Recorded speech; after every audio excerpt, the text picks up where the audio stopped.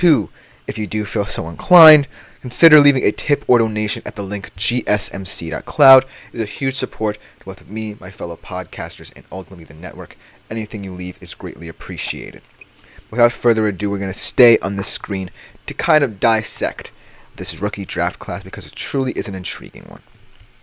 Now, the one thing that really makes this rookie draft class very interesting is that it definitely isn't top heavy, and there definitely is not that superstar personality we often see in a draft class.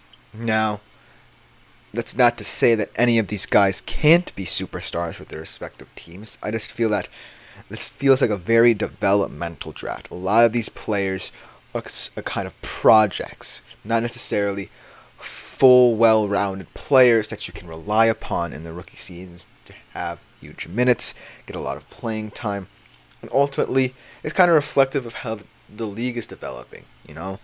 A lot more of these younger teams, lottery teams, are trying to rely on the core they've already built through past years in the draft, especially lottery teams. And so as a result, you're seeing kind of this reliance on flyers, not necessarily full-on players. Guys who are a little rough around the edges that can truly kind of help these young cores become a well-rounded unit. And so, a lot of these guys who I'm going to mention are truly rugged, in my honest opinion. Rugged is what the word I think of when I'm describing these players. They're not necessarily the best, but they can be assets, especially in fantasy. So without further ado, let's jump right into it. Starting off with our number 1 overall pick in Zachary Rezaker of France, going to the Atlanta Hawks, who now look like they could have Rezaker as a nice little versatile option due to the Dejounte Murray trade. Obviously, they do have a lot of role players who might want to step up. Guys like DeAndre Hunter, Cam Reddish, Jalen Johnson could get a lot more minutes, and they still obviously have Trae Young. But Zachary Rezaker definitely can be an intriguing option. He's at great length, 6'9", 10, 3-and-D wing. Obviously, there's a little bit of worry concerning his strength and abilities off the ball in terms of shot creation. But ultimately, I truly believe that Zachary Rezaker, now that Dejounte Murray is gone, can be kind of a second option. He's going to need to be, actually, because the Atlanta Hawks need to take some pressure off of Trae Young, and they should view Rezaker as an option to do that because of his length and versatility. Now, ultimately, in terms of figuring out and gauging his fantasy stock, I don't necessarily think he's going to go above pick 100. I think that many of these rookies in this class are probably going to go in very late rounds or even go undrafted in many fantasy drafts. But Zachary Rezaker certainly has the most upside. I think he could be drafted a little bit earlier than that, maybe overvalued a little bit due to the fact that he's on a Hawks team that now needs that second option. But if there's any silver lining, it's that Rezaker definitely has the mentality to do it. He is fantastic in terms of his dunking abilities, his presence around the rim, and so I'm really looking to see if he can be a guy who steps into that Hawks roster and goes, I'm willing to offer you guys something at either the power forward or center position or even the small forward position that you haven't had before. I'm willing to be fantastic in pick and rolls. I'm willing to both play on the offensive side of the ball and defensive side of the ball. Ultimately, I can be the guy that truly supports Trae Young now that Dejounte Murray is gone.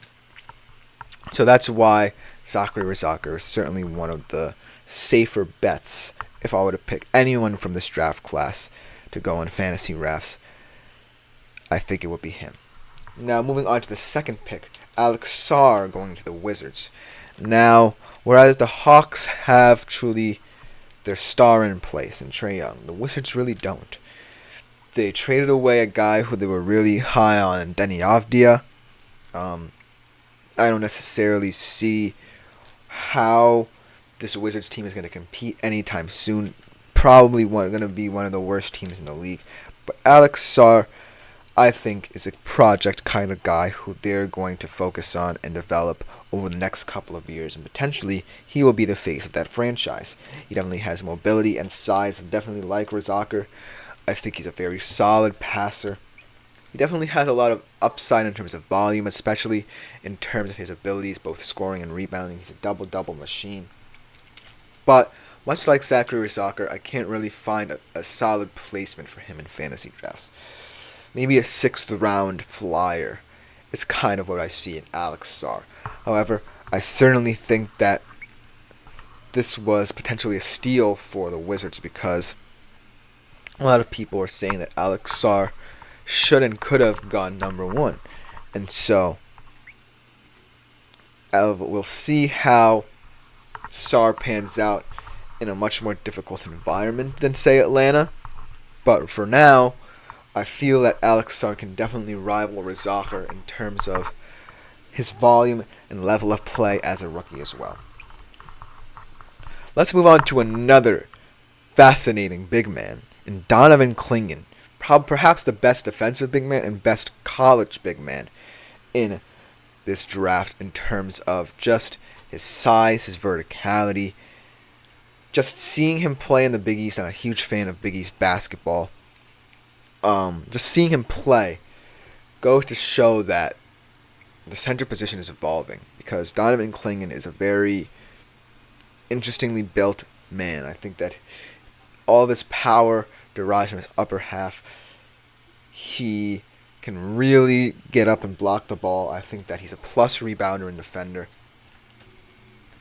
who, within this draft, really offers that perfect blend of strength and physicality that perhaps Razakar and Sarr don't have and could lead to Clingan's benefit. He's on a Portland team that ultimately will probably rely on DeAndre Ayton a lot more than him, but I still see him getting at least 12 to 15 minutes a game. I think that he might be a non-starter, but ultimately I think taking a flyer on him or even streaming him in fantasy basketball could be an option for you because of his intriguing size and the way he uses it. But moving on next, let's switch over to a shooter, shall we? A pure shooter.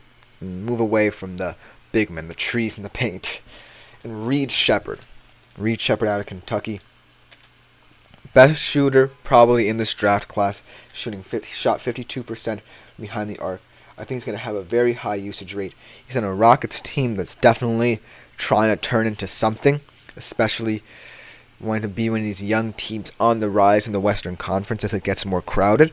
And Reed Sheppard definitely offers something highly intriguing. There's a lot of young athleticism on this Houston Rockets offense. You have a guy like Jalen Green who uses his height and length to go up and make plays around the rim.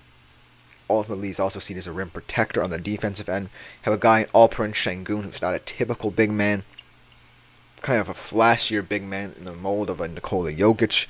And then you bring in a guy like Sheppard who can shoot the lights out.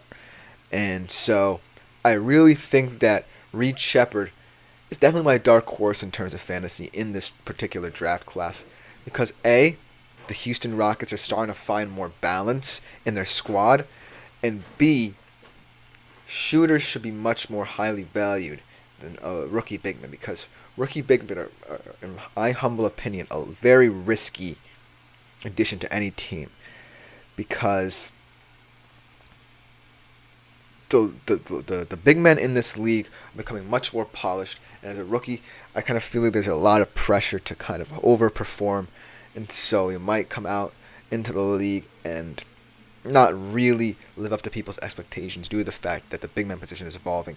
But for now, switching back to Sheppard and his abilities on the ball, I truly think that there's a lot of upside to taking someone like him, especially should the Rockets view him as a starter and they rely on him to get their three-point production. I think that Houston haven't had this good a shooter since James Harden, and I really believe that his upside tremendously outweighs that of, say, a rookie big man who might struggle in this league, especially as they transition to facing big men like Nikola Jokic and Karl Anthony Towns and Rudy Gobert and Anthony Davis.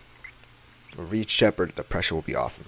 But last but not least, let's kind of go to another big man, Tijani Saloun, one of the youngest draftees, also from France, the French Revolution, coming into the league right now. Another guy, like I said, offers that length, offers that 3-and-D, that size versatility on the Charlotte Hornets. Ultimately, I think they want to become more of an inside-outside team, not rely on LaMelo Ball that much. Kind of utilize him more in the pick-and-roll game.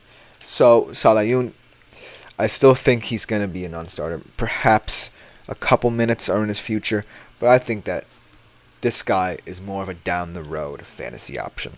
I don't think he's a here-and-now fantasy option. Give him time to develop, and over the next 3 to 5 years, as he starts to get more rotations, more minutes, I think that Tijani Saloun will round into form.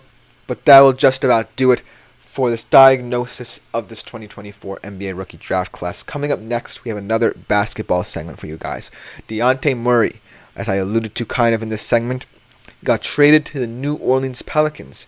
What are the fantasy implications for both the Atlanta Hawks and New Orleans Pelicans as they head into this season with new-look teams? We will be right back to discuss that. Looking for your daily fix of sports talk without having